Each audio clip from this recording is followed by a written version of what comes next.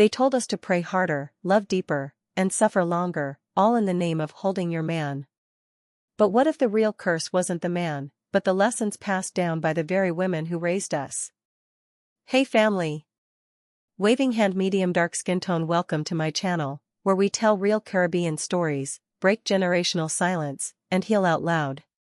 If you're ready to trade pain for peace and tradition for truth, hit that subscribe button.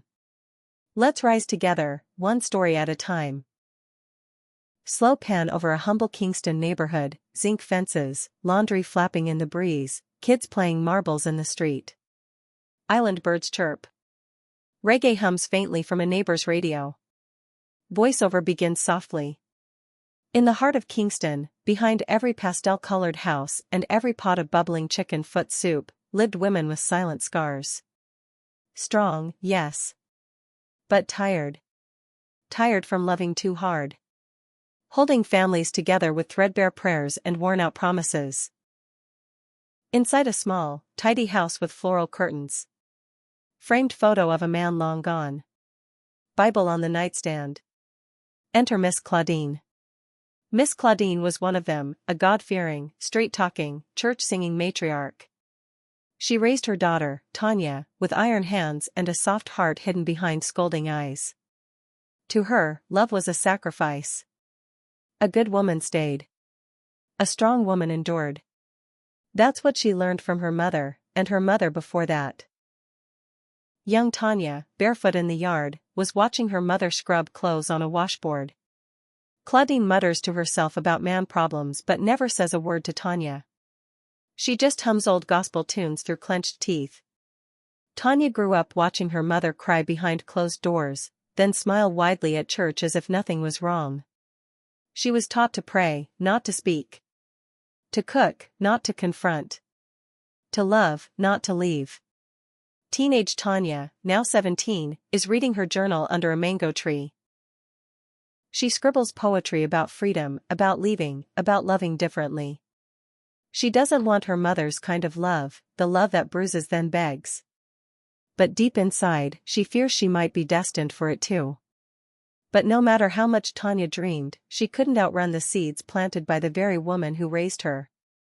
Because in their world, suffering wasn't a red flag, it was a rite of passage. Late afternoon. The sun hangs low over the neighborhood. The scent of jerk chicken and fried dumplings fills the air. Tanya walks down the lane, school uniform slightly untucked, braids bouncing as she hums to herself. She's 17 and full of hope. Tanya had just turned 17 when she met Ricardo. A mechanic with a smile like sin and cologne that lingered in the air like a promise. He was older, rough around the edges, and exactly the type her mother warned her about, but secretly tolerated. Ricardo leans against his car outside the shop. He watches Tanya walk by and calls out. Ricardo, princess, you walking like ya heart light. Come make me give you a ride to lighten up your load even more. Tanya, blushing me good, say. Me have 2 strong feet and 1 place fi reach. Ricardo, laughs me like that fire.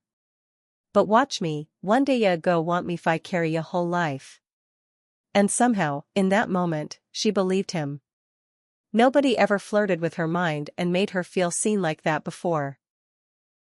It wasn't just about his touch, it was the way he made her feel like the only girl in Kingston.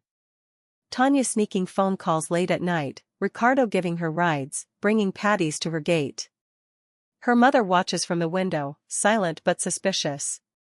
Miss Claudine saw the signs, the giddy smile, the long showers, the sudden secrecy. She didn't approve, but she didn't interfere. Not really. Because deep down, she remembered what it felt like to be chosen. Even by the wrong man. Tanya bursts into the kitchen, humming to herself. Miss Claudine is seasoning chicken. She eyes her daughter sharply. Miss Claudine, who have you glowing like a Christmas bulb so? You a fool, were you just blind? Tanya, laughs nervously. Nobody, mummy. Me just happy. Life is nice, man. Miss Claudine, sighs, muttering life is sweet till it turns sour. Just make sure you're not putting sugar pon rat poison. but love makes you deaf. Especially when it comes in the form of roses, late-night promises, and secret touches that feel like safety. Tanya finds out Ricardo cheated. She hears it from her friend Shauna, who saw him outside Burger King with another girl in his lap. Her hands tremble as she confronts him behind the mechanic shop. Tanya, Ricardo, a true? You really da out there with some girl on your lap? After all you whisper in me ears? Ricardo, shrugging babes, people love chat. Don't make them mash up what we have. Me love you, you know dat girl? She is a nobody. Tanya, me feel like a fool, Ricardo. You tek me fi idiot. Ricardo, steps closer, lowering his voice. Me never say me perfect, Tanny.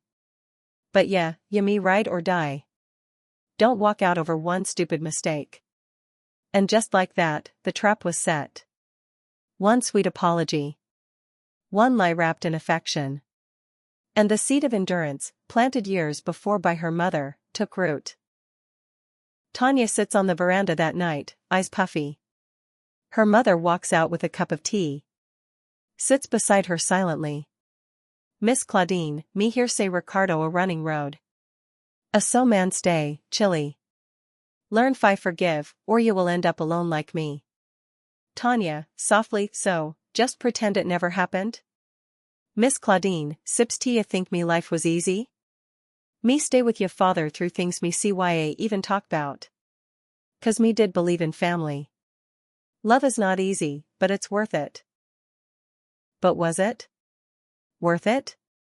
Tanya didn't know yet, but her silence that night became her answer, and staying, became her curse. A small two-bedroom house. The once bright energy in Tanya's eyes has faded. It's been 5 years. She's now 23, a mother of a 3-year-old boy, and the girlfriend of a man who's more shadow than substance. Ricardo still comes and goes as he pleases. The red flags weren't just waving, they were screaming. But Tanya? Tanya had learned to silence her own screams. Because in her mother's house, quiet meant survival, and suffering was stitched into the lining of womanhood. Night. Tanya sits on the edge of the bed. Ricardo stumbles in, drunk, at 2 a.m.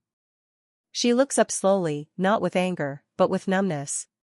Tanya, softly, you smell like perfume and excuses. Ricardo, slurring slightly, just stop, Tanya. Me tired. Work was rough today. Tanya, calm, eerie. Which part of work requires you fi sleep out 2 nights straight? A engine you was fixing, or girl? Ricardo, cold, angry. Now you wanna argue this time of night? Me come home, me here, what more you want from me? She wanted the truth. She wanted peace. She wanted the version of Ricardo who kissed her forehead and said she was his world, not this stranger with bloodshot eyes and lipstick on his collar.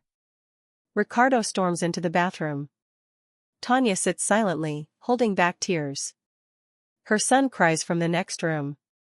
She tiptoes in, scoops him up. Tanya whispers to her child, "Shoo, baby. Mummy is right here. Mummy is always right here." Even when she feels invisible. That's how she lived, half woman, half mother, full prisoner. Smiling for her child during the day, crying for herself at night. But every time she thought about leaving, her mother's words echoed louder than her pain. The next morning. Tanya stands in the kitchen. Her mother, Miss Claudine, visits unannounced and immediately notices the tension in the house. Miss Claudine, eyeing the unmade bed, the drained eyes. Him still treating you like a side dish? Tanya, me tell ya already, don't let no man mash up your spirit. Tanya, dryly, but you tell me fi stay. Fi cook, pray, and fight for me man. Miss Claudine, dat na mean tek every disrespect. Sometimes you halfy sweeten pot, but dat don't mean you must drown in it. Tanya, eyes filled with tears, voice breaking, "Mummy, me drowning. And every time me try fi come up, me hear your voice pulling me back down. Telling me hold on, try again, tek your position. What if my position is outside this house?" A long pause. Miss Claudine says nothing. She looks at her daughter, really looks, for the first time in years. The makeup can't hide the sadness. The forced smile. The quiet despair. But Miss Claudine didn't know how to answer. Because she had no blueprint for freedom. Only survival. She stayed in her own storm so long, she thought thunder was normal. That evening, Tanya sits on the veranda, alone, staring at the stars. Her son sleeps inside. She opens her journal and writes, "How do you unlearn love that feels like war?" That night, Tanya didn't leave, but something inside her began to shift. It was quiet. But it was the first time her scream echoed back with truth instead of silence. A breezy Saturday morning in the heart of the neighborhood. Women hang laundry, children play cricket in the lane, and old men argue about dominoes under a mango tree. Tanya walks to the corner shop, head down, shoulders heavy. In Tanya's world, everyone saw, but no one helped. Her bruises wore lipstick. Her sadness wore good church dresses. And the community? They didn't miss a thing, they just called it her cross to bear. Tanya walks into the corner shop. Miss Petal, the shopkeeper, eyes her carefully. Miss Bev, a loudmouth neighbor, leans on the counter like a village judge. Miss Bev, Monine, Tanya. Me hope you bring back Ricardo to God, you know. Me CYA believe a nice young man like that can be unstable. Tanya, quietly Monine, Miss Bev. Miss Petal, nodding me here I knew did have a little quarrel the other night. But dat how a man and a woman live. My husband boxed me one time, me cooked de man soup de same night. They didn't mean to be cruel. But cruelty doesn't always wear sharp teeth, sometimes it's wrapped in advice passed down from broken women who were told to pray instead of protest. Tanya steps outside the shop, holding a bag of flour and 2 mackerel tins. 2 younger girls walk past, whispering. One snickers, watching Tanya with disgust.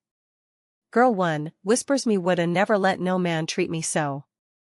She's weak, man. Girl 2, me hear say Ricardo da with that light-skinned girl from Portmore too, and she still stay. She wasn't just being abused by one man. She was being shamed by an entire village.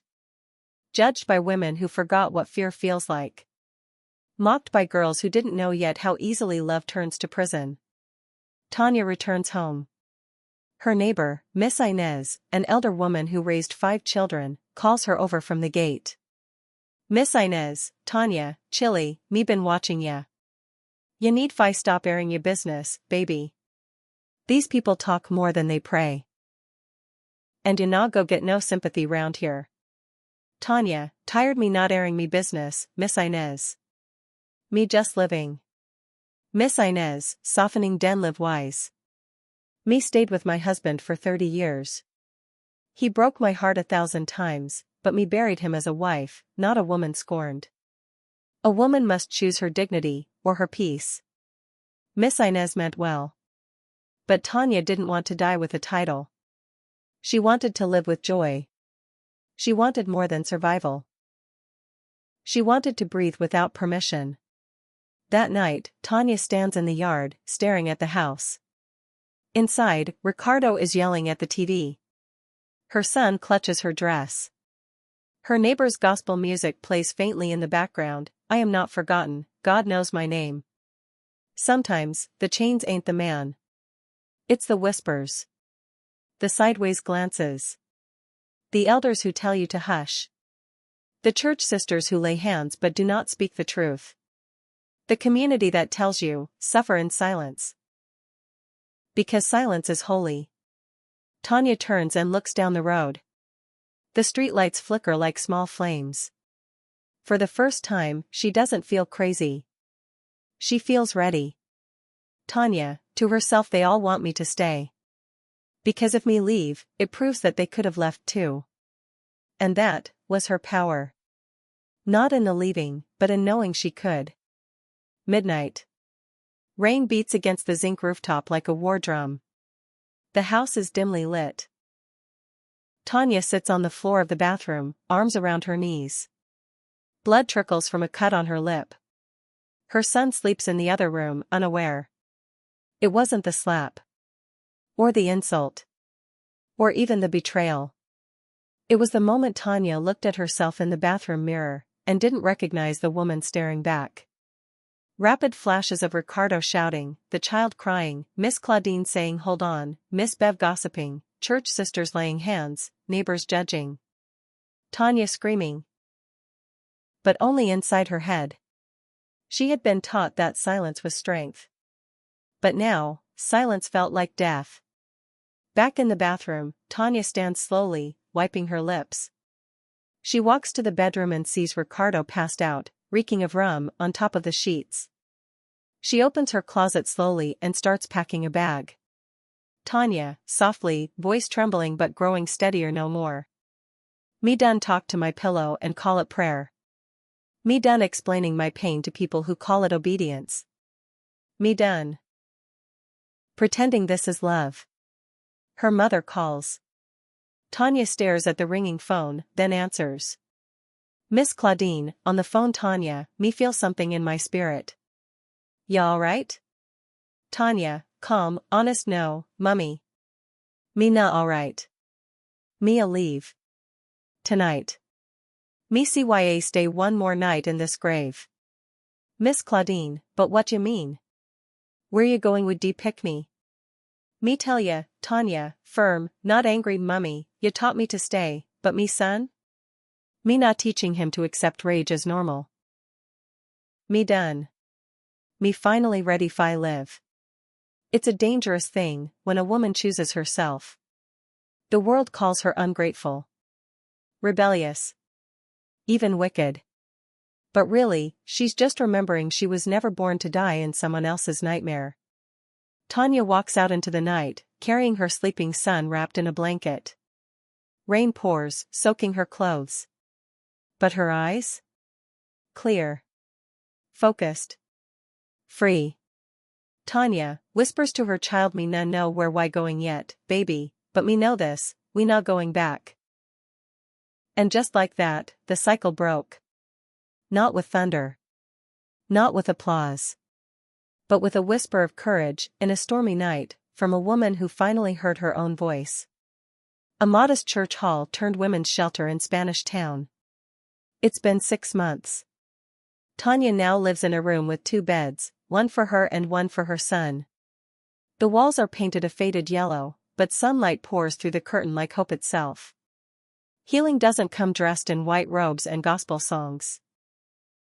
Sometimes it shows up in the form of strangers who remind you you're still human, and mirrors that don't lie when you finally smile again. Tanya sits in a small circle with other women. It's a trauma support group.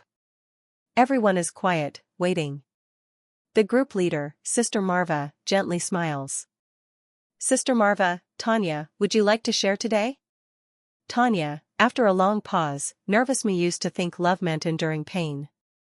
That if it hurts, it means it's real. But me learn now. That love without peace is not God's plan, it's a prison. Another woman in the group, softly, yes, Mama. Yes. Tanya, eyes filling with quiet tears, but smiling, and me not fully healed yet. Some days me wake up and still feel like a shadow of myself. But for the first time, me feel safe. Me feel free. And me feel seen. That's the thing about healing, it doesn't erase the scars. It just teaches you how to wear them with purpose. With pride. With power. Later that evening, Tanya tucks her son into bed, kisses his forehead, and sits by the window with her journal. The moon is full. There's peace in the silence now. Tanya, writing in her journal, Dear God, thank you for not letting me die in what you sent me to survive. Thank you for peeling back the lies and showing me the truth, that I am worth loving right. She still had a long way to go. But she was no longer walking with broken feet. She was walking on purpose. In light. In a kind of joy that doesn't shout, it whispers, you made it. Tanya, a few months later. She's laughing with other women in the shelter. She's helping a new woman unpack her bag, her face is familiar, swollen with pain but desperate for hope. Tanya, gently to the woman me used to feel like ya. Lost. Embarrassed. Small. But let me tell you this place? It's not the end. It's the beginning. You are not broken. You've just been through a war. And now? Now you're learning how to rise. They told her love was a sacrifice. But no one said love was supposed to heal. Now, Tanya knew, real love doesn't break you down. It builds you. And the first place it starts? Is inside. Tanya walks to church on Sunday morning in a simple dress, holding her son's hand. The wind blows gently. The same girl who once walked in fear now walks in full freedom. Tanya, smiling, come, baby. Let's go give God thanks. She didn't just survive, she transformed. And now, every step forward is a sermon. Every breath is a testimony. And every scar? A holy reminder that healing ain't pretty, but it's holy. When stay with him becomes a death sentence, a Caribbean woman's story, the silence that raised us, Caribbean culture and toxic love, God, guilt and gaslighting, the truth about Caribbean motherhood, she stayed because her mother did, the generational curse of endurance, episode 1, taught to endure, my mother told me to stay. Even after he hit me, episode 2, gospel and gaslighting, they prayed over my bruises instead of saving me, episode 3, the shame game, I stayed because they said leaving would ruin my son, episode 4, community conspiracy, they all knew he was hurting me, but told me silence is not strength, and staying is not spiritual. Too many women in our Caribbean culture, and beyond, are conditioned to endure pain in the name of love, religion, or family honor. We were taught that leaving makes you weak, selfish, or a bad mother. But the truth is, leaving abuse is not rebellion, it's restoration. Healing is not disobedience, it's divine. And teaching our daughters to endure anything is not love, it's legacy damage. It's time to break the cycle. Time to rewrite the story. Time to teach our children that love does not come with bruises, physical or emotional. If you've ever been told to just pray and stay, if you've ever cried in silence because no one believed your pain, if you're breaking generational curses with trembling hands, sis, you are not alone. Please like, comment on, and share this video if you believe it's time to change the narrative for our daughters. Drop a comment below. I choose peace over paw.